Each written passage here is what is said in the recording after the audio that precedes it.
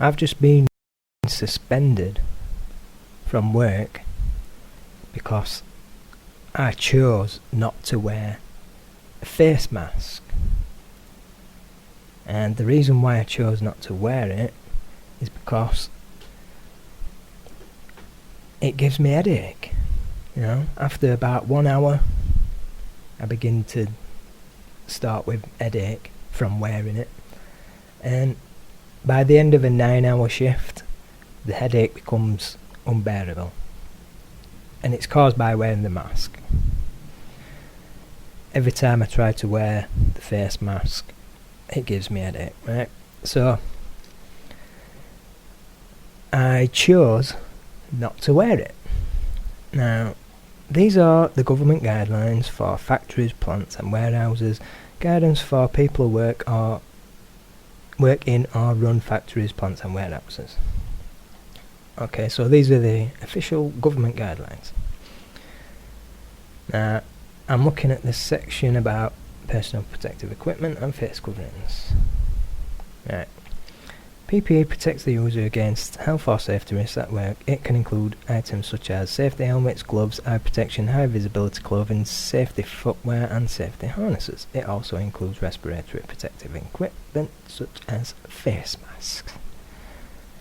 Where you are already using PPE in your work activity to protect against non-COVID-19 risks, you should continue to do so. At the start of this document, we describe the steps you need to take to manage COVID-19 risks in the workplace. This includes working from home and maintaining social distancing guidelines, 2 metre or 1 metre with risk mitigation where 2 metre is not viable. When managing the risk of COVID-19, additional PPE beyond what you usually wear is not beneficial. This is because COVID-19 is a different type of risk to the risks you normally face in a workplace and needs to be managed through social distancing, hygiene, and fixed teams or partnering, not through the use of PPE. The exception is clinical settings. Now, I don't work in a clinical setting. I work in a factory. Like hospital, a small handful of other roles for which Public Health England advises use of PPE. For example, first responders and immigration enforcement officers. If you are in one of these groups, you should refer to the advice at blah blah blah. Okay, so workplaces should not encourage the precautionary use of extra PPE to protect against COVID-19 outside clinical settings or when responding to a suspected or confirmed case of COVID-19. So there you have it. Right?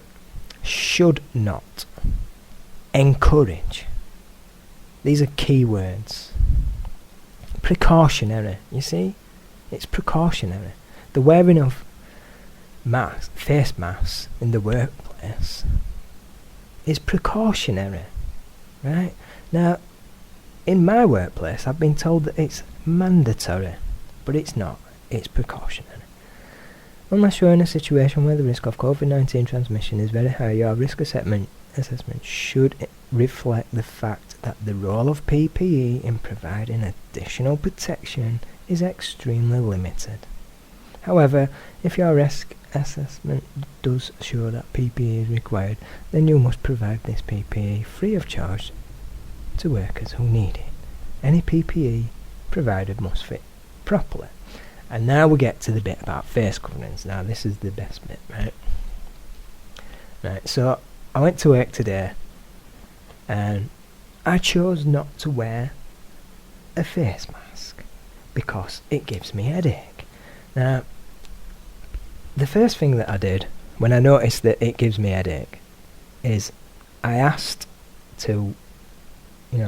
my health and safety officer to acknowledge the fact that it gives me a headache, right, and grant me exemption from the company policy of making face coverings mandatory based on the medical reason that it gives me headache.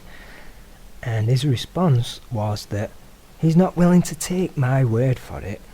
He will only take a doctor's word for it. So instead of me telling him that it gives me headache, I've got to tell a doctor that it gives me headache, and then the doctor has got to tell him that it gives me headache, right? So the doctor doesn't actually know anything more than what I tell them, and he wants a doctor to repeat to him what I'm telling a doctor, when what I'm telling a doctor is only the exact same thing as what I'm telling him. So it's completely unnecessary to get a doctor involved for that reason, because they're not going to add anything to the fact that it gives me headache, or to the fact that I say it gives me headache, other than they're just going to repeat to him what I'm telling them. So I might as well just tell him myself. And so I went to the doctors, and they refused to give me an appointment because it's not necessary. They said that they don't give medical exemptions from mandatory face mask wearing rules, because they don't need to, because it's not mandatory. And so the people at my workplace who are telling me that it's mandatory and that it's company policy and that I must wear a face mask in order to continue working there, they've got no authority to do that. So this is the government guidelines on face coverings, right? There is growing evidence that wearing a face covering in an enclosed space helps protect individuals and those around them from COVID-19. However, face coverings are not an alternative for employees who wear advisory and close contact services. A face covering can be very simple and may be worn in enclosed spaces where social distancing isn't possible. It just needs to cover your mouth and nose. It is not the same as a face mask, such as the surgical masks or respirators used by health and care workers. Similarly, face coverings are not the same as the PPE used to manage risks like dust and spray in an industrial context. Supplies of PPE, including face masks, must continue to be reserved for those who need them to protect against risks in their workplace, such as health and care workers, for protecting against dust hazards and industrial settings. Face coverings are not a replacement for the other ways of managing risk, including minimising time spent in contact, using fixed teams or partnering for close-up work, and increasing hands and surface washing.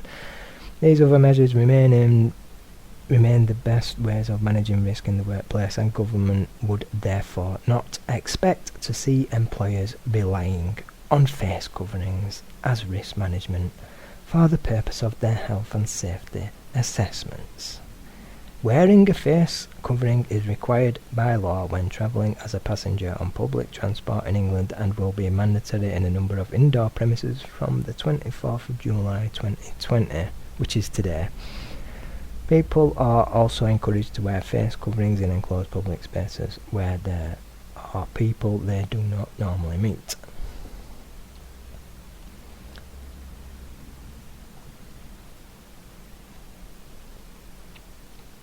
Right. Further detail, we'll have a look at that. Some people don't have to wear a face covering, including for health, age or equality reasons. Let's have a look at those.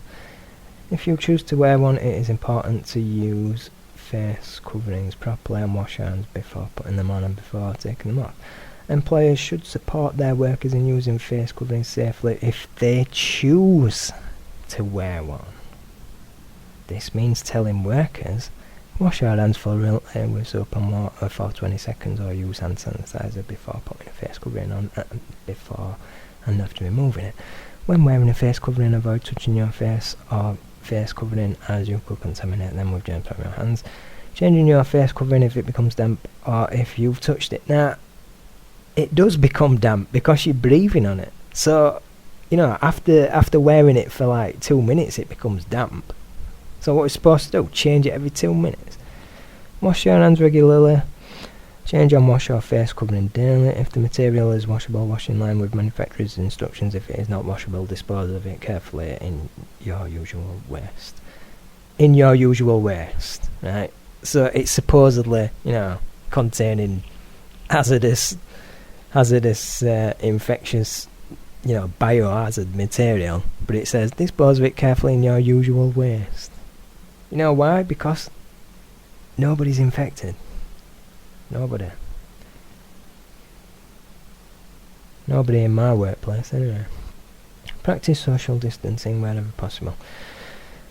Please be mindful that the wearing of a face covering may inhibit communication with people who rely on lip reading, facial expressions and face out. You can make face coverings at home, blah blah blah. Okay, let's have a look at these other things then. What is a face covering? I know what a face covering is. When to wear a face covering. Right. Different regulations exist for wearing face coverings in different parts of the UK. In England, you must wear a face covering by law in the following settings. Public transport, indoor transport hubs, shops and supermarkets, places which are open to the public and that wholly or mainly offer goods or services for retail or hire. Indoor shopping centres, banks, building societies, blah blah blah. You are expected to wear a face covering immediately before entering of these settings and must keep it on until you leave. You are also strongly encouraged to wear a face covering in other enclosed public spaces where social distancing may be difficult. Face coverings are allowed like NHS settings where this law does not apply. Right. Face coverings are required to be worn in any shops, including food shops and supermarkets, but are not required in hospitality settings, including restaurants, tables, pubs, bars. They are not required in entertainment venues, cinemas, casinos, gyms, whatever. A shop is within another premises that does not require a face covering, such as a museum or visitor attraction. They are required in the shop only. When you can remove a face covering. To eat or drink, a cafe, keeping workers and customers safe, clearly advises that in seating areas. Enforcement measures for failing to comply with this law. Now, I strongly advise you not to comply, because it's ridiculous, right? Shops, supermarkets and other premises where face coverings are required are encouraged to take reasonable steps to promote compliance. Reasonable steps to promote compliance with the law and could refuse entry to anyone who does not have a valid exemption. Okay, now let's look at what counts as a valid exception. Because this is going to get you out of having to pay a £100 fine. Now listen very carefully. This is very important.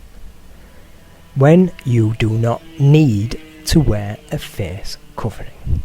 In settings where face coverings are required in England, there are some circumstances for health, age or equality reasons where people are not expected to wear face coverings. Please be mindful and respectful of such circumstances, noting that some people are less able to wear face coverings and that the reasons for this may not be visible to others.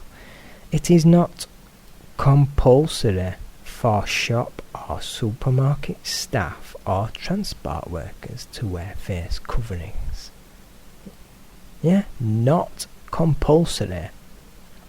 So the people who work in shops or supermarkets or transport workers, right, if you don't want to wear a face nappy, a sheeple muzzle, a mask of shame that you are complying with ridiculous, unlawful demands all day long, you do not have to wear one. It is not compulsory. Now, I don't even work in a shop or supermarket, right? I don't even work in a shop where I'm going to be exposed to, thousands of different people all day long. Or maybe not thousands, but hundreds at least. right? So, you know, I'm not even exposed to the public in the factory where I work, and they're trying to tell me that it's compulsory. It's not even compulsory in a shop where you're exposed to strangers all day long. It's not compulsory. So in my workplace, which is a factory, you know, it is definitely not compulsory. And today I went to work and I exercised my right to choose not to wear a face covering, and for that I have been suspended. I'll continue. See section 6. Although employers may consider their use where appropriate and where other mitigations are not in place, employers should continue to follow COVID-19 secure guidelines. We'll have a look at that. To reduce the proximity and duration of contact between employees, you do not need to wear a face covering if you have a legitimate reason not to. I've got a legitimate reason not to. It gives me a headache. That is a legitimate reason. And I cannot prove to you or a doctor that it gives me a headache. You have to take my word for it. Only I know for a fact that it gives me a headache. Wearing a mask, breathing in the air that I'm trying to breathe out for hours on end leads to me getting a headache. And it's a headache caused by a lack of oxygen to the brain. And inhaling the water vapour and carbon dioxide that is supposed to leave my body when I exhale, breathing it back in, you know, because it's going into a mask and then coming back into your body. It's not supposed to happen. It causes health problems. You do not need to wear a face covering if you have a legitimate reason not to. This includes, but is not limited to, young children under the age of 11. Public Health England do not recommend face coverings for children under the age of 3 for health and safety reasons. So, you do not have to wear a face covering if you have a legitimate reason, which includes young children under the age of 11. So, kids, you don't have to wear a face mask. Your children don't have to wear them under the age of 11. Not being able to put on, wear or remove a face covering because of a physical or mental illness or impairment or disability.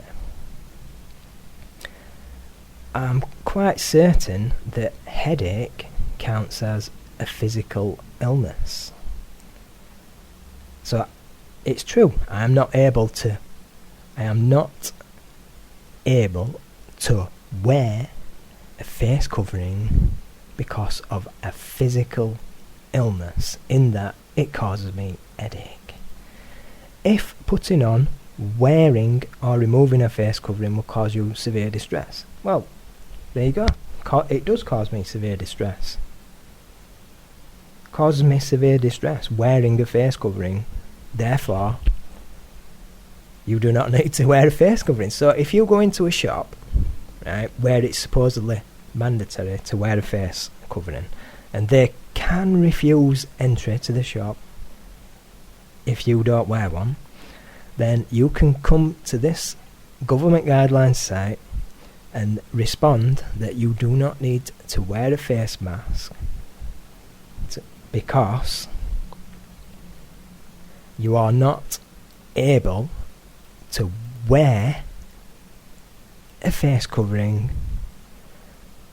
You are because wearing, if wearing a face covering will cause you severe distress. So if you go into a shop and they refuse entry because you're not wearing a face covering, you can respond. You can legally and lawfully respond to their request by telling them that wearing a face covering causes you severe distress, right? And so you do not need to wear a face covering.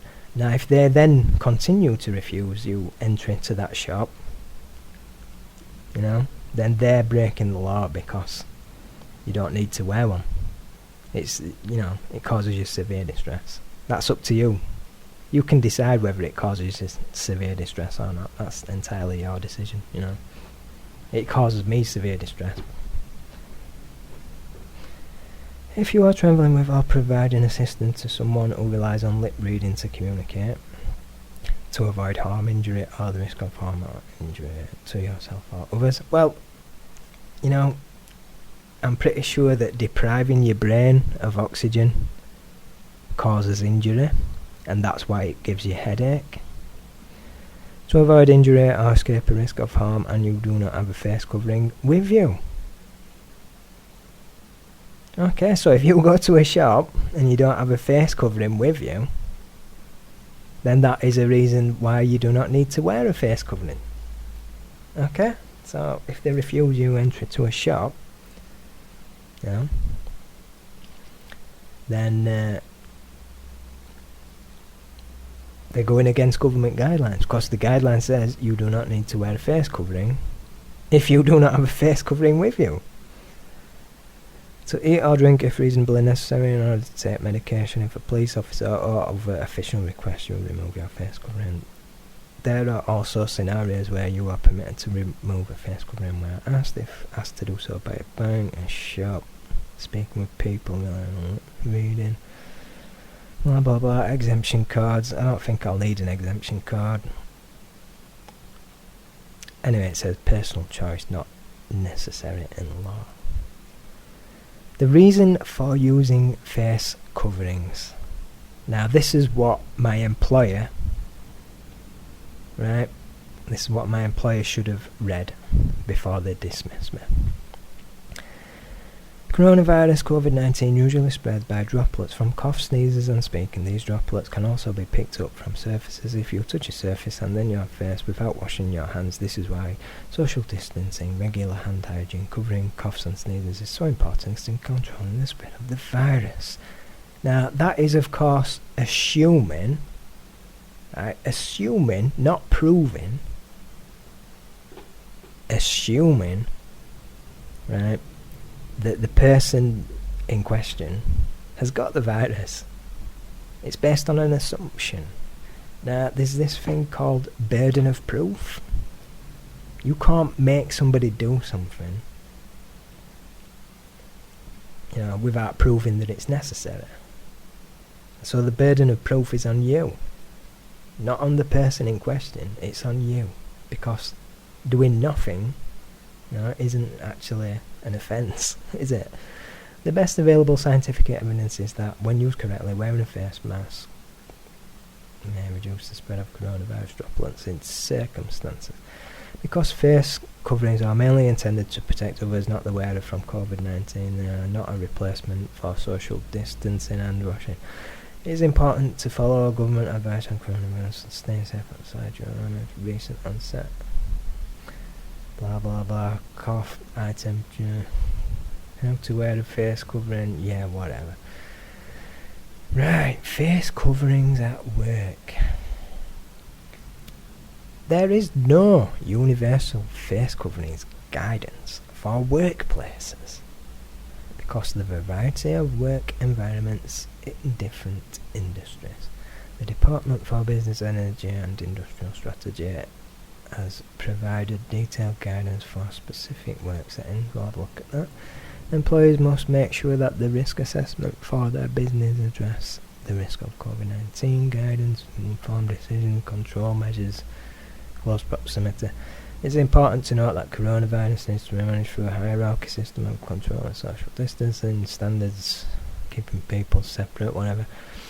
The measures remain the best way of managing risk. But there are some circumstances wearing a face covering may be marginally beneficial, largely to protect others than the wearer.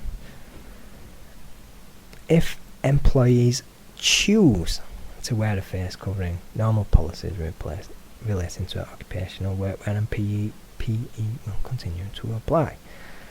Face coverings are not required for employees in shops. So why on earth does my employer think that it should be mandatory for people in factories to wear face coverings? I mean, seriously. Come on. Seriously. It's ridiculous. Let's see what else we've got then.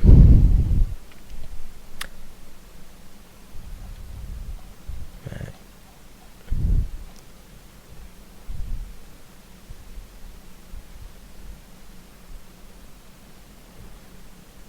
I need that. Nothing on there.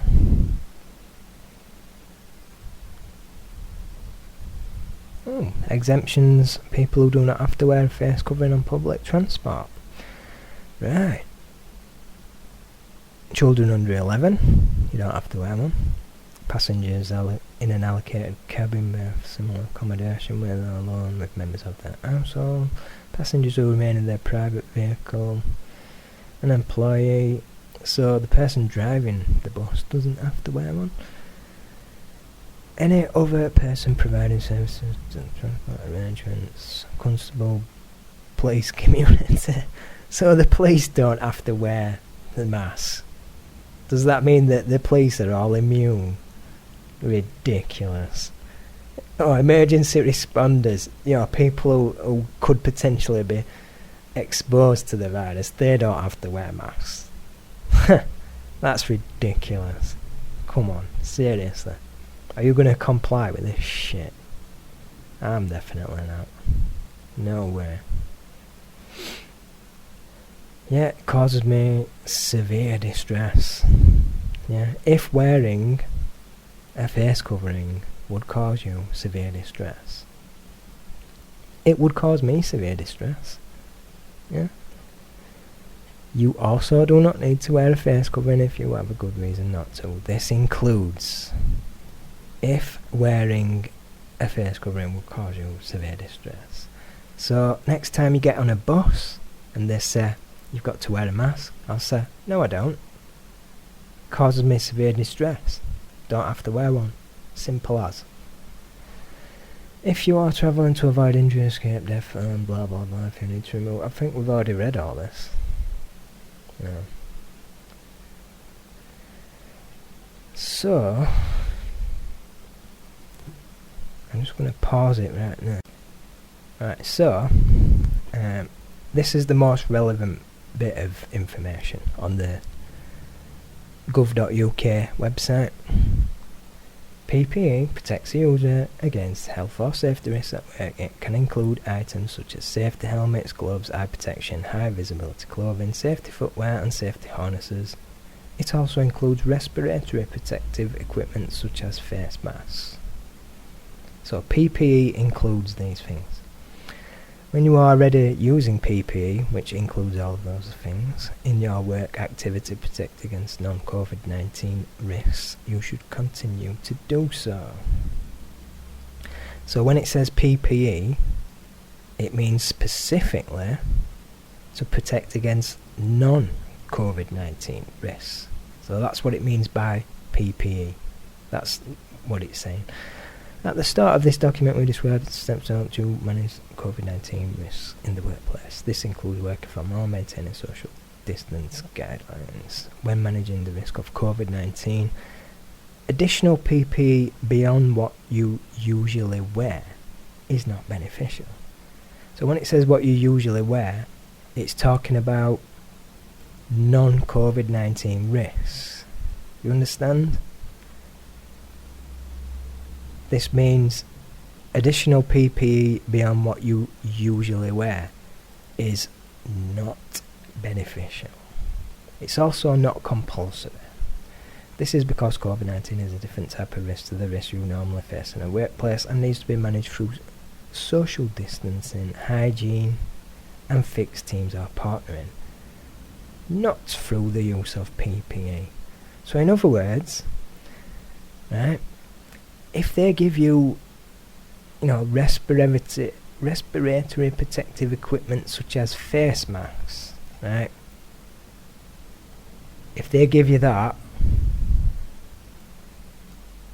then the COVID-19 risk needs to, keywords there, needs to be managed through social distancing, hygiene and fixed teams or partnering. Right? Not through the use of face masks that are respiratory protective equipment designed to protect against non-COVID-19 risks. You understand? So, workplaces should not even encourage, right? They can't tell you that it's mandatory because it's not. They should not even encourage the precautionary use of extra PPE to protect against COVID-19 outside clinical settings. Now, the place where I work is not a clinical setting. It's just a factory that makes electrical appliances. Right, so today I've been suspended. I've been suspended from my job for choosing not to wear unnecessary PPE that the government guidelines specifically state on this website should not and needs to be managed through social distancing, hygiene and fixed teams or partnering. Should not encourage. Right? They're trying to say it's mandatory, they shouldn't even encourage it. So, you know, if you're in a similar situation, you're working in a job where they're telling you that it's compulsory to wear face coverings, check the government guidelines. Right? You don't have to. Now, I tried to go to my doctor. You know, I tried to go to my doctor to get a doctor's note for an exemption against wearing a face mask because it gives me a headache, and I was told that the doctor wouldn't see me because it's not necessary, and instead they said you don't need an exemption because it's not mandatory in the first place. They can't force you. You know, they can't force you under threat of dismissal to do something that the government guidelines specifically say they should not even encourage you to do. It's right here. This is the official government, you know, gov.uk website. This is the official guidelines. So it's going to be fun for me to enjoy my time off work under suspension, and also I'm going to be putting all of this in writing and sending it to my employer in the form of a grievance letter outlining exactly what my grievance is, that I've been unfairly dismissed and that I'm not under any obligation whatsoever to wear a face mask in the workplace. And I will cite these official government guidelines, and then they will have 28 days to rectify the situation. And if after 28 days they haven't rectified the situation, and the only way to rectify it is by, you know, ending my suspension, allowing me to go back to work and exercise my right to choose not to wear precautionary use of extra PPE to protect against COVID-19 outside clinical settings. Right? So, you know, if they don't rectify that situation, then I will be contacting the Employment Tribunals Service. Right, the Employment Tribunals Service. Let me just show you what their website looks like, because I've used this service before when another employer tried to tell me that I wasn't entitled to annual leave because they paid me time and a half for working on bank holidays. They said that working on a bank holiday counts as having a holiday if they pay you time and a half for working, which is absolute nonsense. So I took them to the Employment Tribunal service, and I won. So, it's a great service. Employment Tribunal. Let's have a look at this. Oh yeah. Unfair dismissal. Discrimination. That's what I'm going to be taking them to the Employment Tribunal over, which is my unfair dismissal today. So obviously I'm going to win because it's the government's own guidelines that I'm citing as my reasons for choosing not to wear a face mask at work, and they have no right to dismiss me for exercising my rights. That they've no right to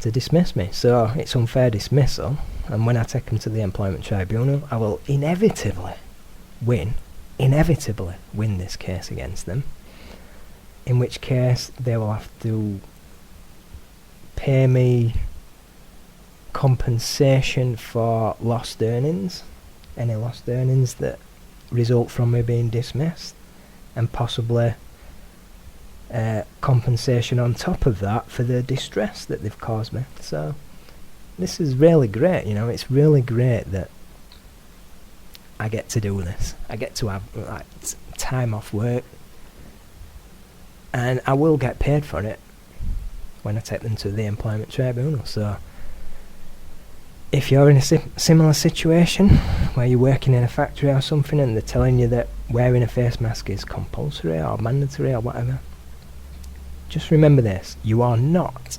obliged to wear the face mask at work. Read the official government guidelines.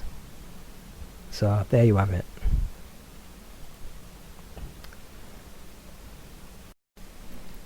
I've just been suspended